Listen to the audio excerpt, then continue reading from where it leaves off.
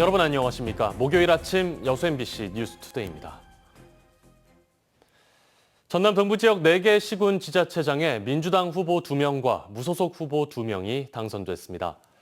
이번 지방선거 개표 결과 여수시장 선거에서는 민주당의 정기명 후보가, 고흥 군수 선거에서는 민주당의 공영민 후보가 국민의힘과 무소속 후보를 각각 누르고 당선됐습니다. 반면 순천시장과 광양시장 선거에서는 무소속 노관규, 정인화 후보가 민주당 후보를 포함한 경쟁자들을 제치고 당선의 영예를 안았습니다. 한편 전남도지사 선거에서는 민주당 김영록 후보가 국민의힘 이정현 후보와 진보당의 민점기 후보를 누르고 재선에 성공했고, 도교육감 선거에서는 김대중 후보가 당선돼 장서군 교육감의 연임이 불발됐습니다. 그럼 민선 8기를 이끌 이들 자치단체장과 교육감 당선인들의 당선 소감을 들어보겠습니다. 예, 우리 전라남 도민들의 압도적인 지지와 성원에 대해서 정말 감동했습니다. 감사합니다. 또 감사하고 감사드립니다. 예, 감사합니다. 저를 당선시켜 주신 것은 지금 어려워진 전담 교육을 살리고 인구 감소로 소멸해가는 전라남도를 교육으로 살리라는 도민들의 뜻으로 생각하고, 여수 시민 여러분 정말 고맙습니다. 감사합니다. 이렇게 압도적인 지지를 보내주셔서 책임감이 더욱 큽니다. 시장에 취임하면 오직 시민의 행복과 여수시 발전을 위해서 최선을 다하겠습니다. 감사합니다. 거듭 감사드립니다. 고맙습니다. 저는 정치 신인도 아닙니다. 그럼에도 불구하고 제 손을 잡아주신 것은 부족한 저희 그동안의 정치적 경륜으로 지금 흐트러져 있는 순천의 여러 가지들을 화합하고 통합하고 미래의 가치를 잘 열어갈 것으로 기대하셔서 오늘의 결과를 만들어냈다, 이렇게 생각하고 있습니다. 저를 믿어주시고 전폭적으로 저에게 지지를 보내주신 우리 광양의 시민들께 진심으로 감사하다는 말씀을 드립니다. 제가 가진 모든 것들을 쏟고 그런 과정에서 전문가들과 시민들의 의견을 항상 수렴하는 그러한 시장이 되도록 노력하겠습니다. 저에게 주어진 막중한 책임감 같은 걸 느낍니다.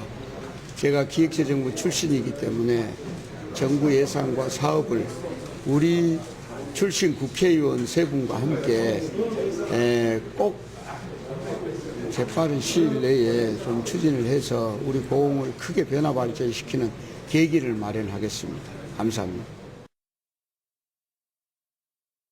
선거관리위원회가 오늘 당선인들에게 당선증을 교부합니다.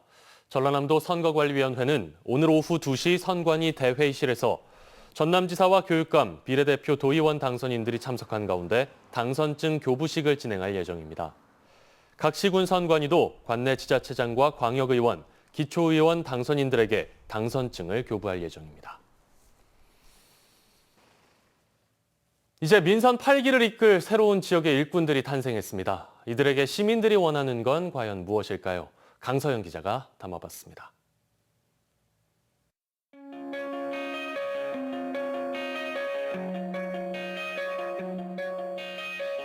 실질적으로 엄마들이 느끼기에는 과연 여성 친화 도시인가, 조리원이 점점 없어지고 있는 실정이고 산부인과도 점점 줄어들고 있는 실정이고, 영유아가 밤에 급하게 응급실을 가야 할 경우 영유아를 받아주는 곳이 없거든요.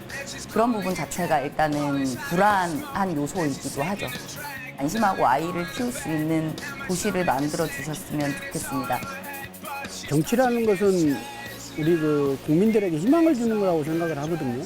싸움하는 정치인들이 아니라 정말 우리가 열심히 농사 지었을 때 농민들에게 희망을 줄 수 있는 그런 정치. 그 농산물을 안정적으로 판로를 확보해주고 살 수 있는 여건을 만들어주는 그런 어떤 시장님이나 도지사님이 되셨으면 좋겠습니다. 여수에서 한 62년 차 살았어요. 대중교통은 우리 노인들이 얼마나 다니다 쓰는데 야픈 걸 좀 했으면 버스가 야픈 버스 아니서 낮은 거 올라가기 쉬운 거 그런 걸 좀 다 바꿨으면 좋겠다. 여기 건널목에 신호등이 있어야 되겠다. 노인들이 건널려면 차가 양쪽에서 오게 무서워요. 여수시하고 돈이 남아 돈 담스러운 거말 듣기는 뭐 저러는 거. 여수에 태어나서 여수 토박이 청년인데 청년들 사이에서 청년 간의 갈등이 또 많이 일어나고 있어요. 그래서 여수 청년과 타지에서 이제 유입된 청년과 해서 과연 여수에서 몇 년을 살아야 내가 여수 청년으로서 인정받냐는 말도 되게 많이 하고 정책을 펼치시는 분들께서 좀 어른으로서 선배로서 좀 더 이걸 보듬어주고 어떻게 뭔가 하나로 화합될 수 있게 그런 좀 정책을 만들어주셨으면 좋겠습니다. 제가 2012년 3월에 여기를 상권을 들어왔는데 젊은 사람들이 술을 먹다 생일잔치를 하면은 거의 케이크 동이 나서 10시나 되면 없을 정도의 때만 해도 상권이 진짜 괜찮으세요. 지금 그 청년이 지나고 또 웅천이 그리 돼갖고 있고 무선이 발전하고 있지만은 또 거기도 나중에는 구도심이 될 수밖에 없습니다. 그래서 그 지역에 맞는 특성 있는 행사를 어떤 컨셉을 가지고 GS 칼텍스가 67년도에 아마 기공식을 했다 그래요. 뭐 국가 발전에 이바지한다고 그 당시 뭐 대통령도 막 내려오고 그래서 엄청나게 많이 가서 박수도 쳐주고 막 환호도 해주고 그랬는데 사실상 또 주민들 건강적으로 볼 때 이 생활 환경이 안 좋다 보니까 막 이 심혈관 질환들 아니습니까? 우리가 눈으로 보이는 거 아마 그런 게 사실상 많아요. 우리 시장님들이 참 말은 잘해요. 처음에 이제 뭐 당선되기 전에는 뭐 이거 해준다 저거 해준다 그러지만은 꼭 한번 좀 당선되면은 좀 주변 마을을 좀 둘러보시고.